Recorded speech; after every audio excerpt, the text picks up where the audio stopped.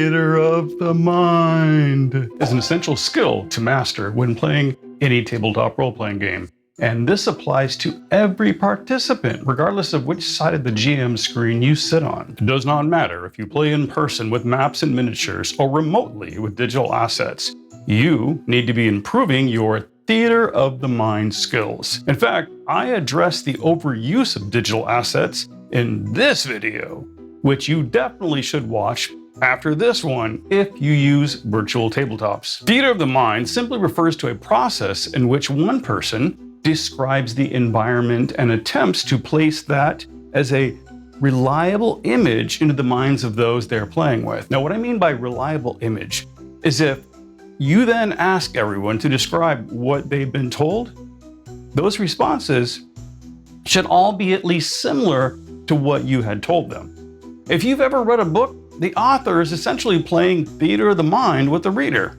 It is in this sense that the game master is indeed a storyteller, something which is contrary to what a lot of DM advice videos get wrong. This is a common and widespread misunderstanding that I address in this video that you should definitely watch after this one. Now, the good news is this storytelling skill is something that every one of you already have and had been practicing your whole life. Have you ever visited a place and tried to later describe it to your friends? Have you ever seen something weird and unique and tried to explain it to others? Have you ever had a strange dream and told others about it? Well, those are all simple common examples of storytelling, where you have attempted to lift your memory of events and place them into the minds of others. This goes beyond seeing a movie and just explaining what happened.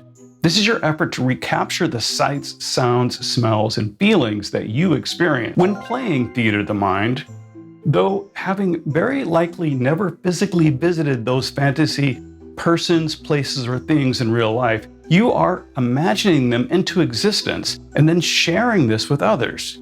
You're telling a little story that is limited to your immediate surroundings and the actions of those inhabiting these imaginary spaces. If you want to run horror-themed adventures, this is a skill you absolutely need to be good at, since the effectiveness of the emotional impact relies entirely on your skill in this area. I have 2 videos on this channel that will help guide you: my horror video and my safety tools video. Now, at the beginning of this one, I said there are benefits to playing theater of the mind that you will not find or are severely lacking when using an abundance of props, and are particularly dreadful when using a VTT that has the visual equivalent of a video game. This is your ability to imagine objects and solutions into existence. If your history of gaming involves the use of a lot of props, this might not even occur to you.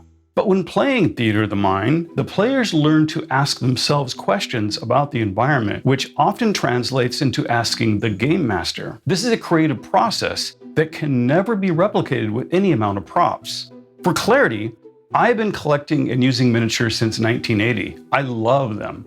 I'm also not one of those who enjoys playing entirely in theater of the mind. Some do, and more power to them. They're not wrong to do that. I mean, I am a little lazy and prefer to allow the maps and miniatures or digital tokens to do a lot of the heavy lifting for me. Now, after a GM describes a room, the player is going to consider that, and their mind will immediately begin imagining strategies and solutions. This then leads to the player asking the GM for their questions about that environment. In some cases, the player's questions are so insightful that the GM decides on the spot that such and such thing does exist.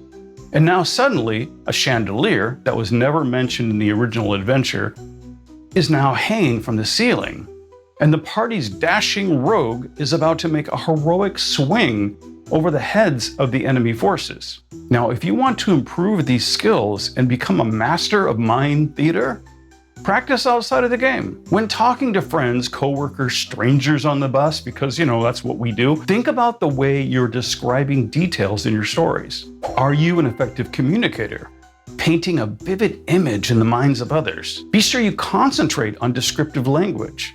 When appropriate, use vivid and sensory-rich descriptions. Incorporate all 5 senses: sight, sound, smell, touch, and taste to make these scenes more immersive. Be sure to speak clearly at a pace that allows the listener to absorb the details. Break down descriptions into manageable chunks to avoid overwhelming the listener. When you are sitting behind the GM screen, Be sure to engage the players. Encourage them to ask questions about the environment and surroundings. Invite them to describe their character's actions and reactions in detail. Now, I don't always go into a lot of detail with every dice roll. I feel that just slows down the game. However, any natural 1 or nat 20 always earns a few moments to describe the specific details. And I often require a player who rolls a 1 or 20 to describe those details on their own. I would only intervene if they went way off the rails. When playing Theater of the Mind, not every game master will use a map, but I always do. Even if I'm creating it on the spot. This is just part of my note-taking. You don't need complex, detailed maps. They don't have to be in scale. You just want to have a consistent reference point that you can return to. This is an aspect of verisimilitude. When possible, use familiar reference points that help players visualize the setting.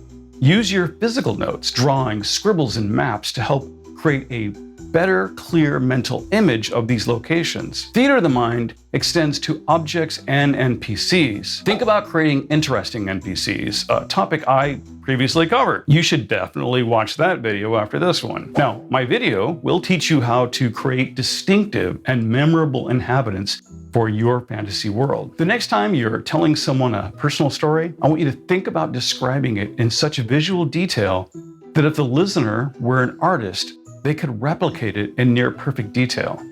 Using this skill will improve it and you'll grow as a storyteller. This will naturally evolve your communication skills outside of the game as well, and you will see the benefits of this. Now, as always, I'm your host, Atten, and friend here at We Love TTRPGs.